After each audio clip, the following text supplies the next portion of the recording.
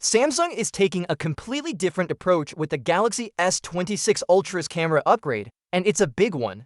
Instead of increasing the sensor size or adding a massive camera bump, Samsung is keeping the same 200-megapixel sensor but pairing it with an ultra-large aperture. And now, we know exactly what that number is, f1.4. To put that in perspective, the Galaxy S25 Ultra has an f1.7 aperture, while the iPhone 16 Pro Max sits at f1.9. That means the S26 Ultra's new aperture will allow about 47% more light to reach the sensor compared to last year's model. This is a huge leap, and it directly targets one of the areas where phone cameras often struggle: low light performance.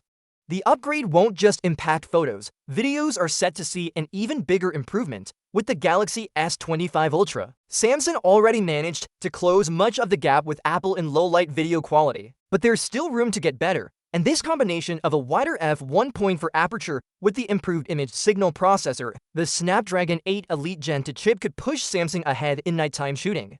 We already know that this 200-megapixel sensor handles daylight beautifully, so now, instead of chasing bigger hardware that would make the phone bulkier, Samsung is refining where it matters most. The best part, they're doing it without making the phone thicker. In fact, the S26 Ultra will reportedly be even thinner and lighter than before, giving it a sleeker, more premium feel in the hand. Of course, there are some people who would love to see Samsung throw caution to the wind, use the largest sensor possible, and not care about the extra bulk. But for the broader audience, a balance of high-end performance and a comfortable, slim design is the smarter move. And clearly, it's working for Samsung.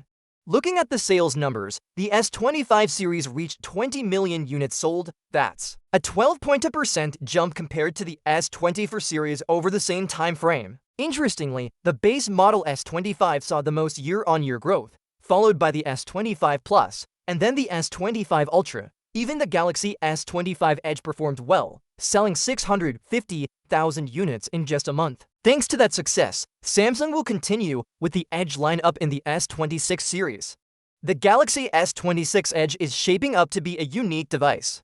According to Ice Universe, it will be just 5.5 millimeters thick and still pack a 4,200 mAh battery. That's incredibly thin for any smartphone, especially one with a battery of that size.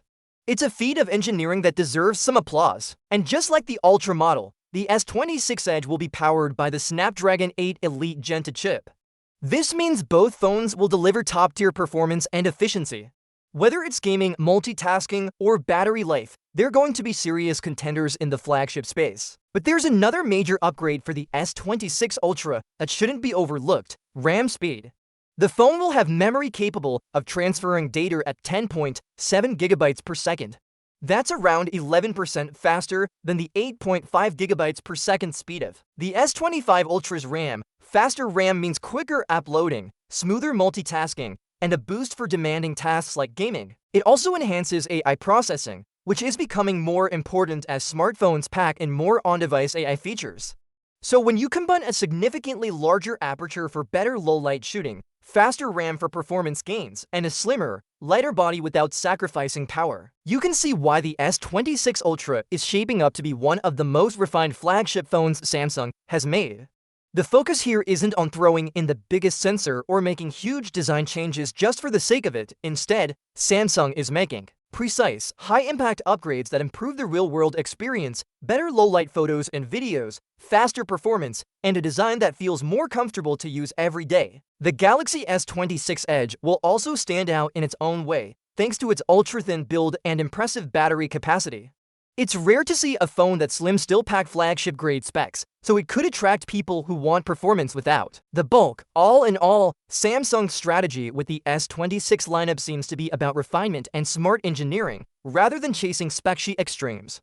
And judging by the sales success of the S25 series, it's a strategy that's clearly connecting with buyers. Now, the big question is whether this new f1. For aperture will give the S26 Ultra the edge in low-light performance over Apple to other rivals.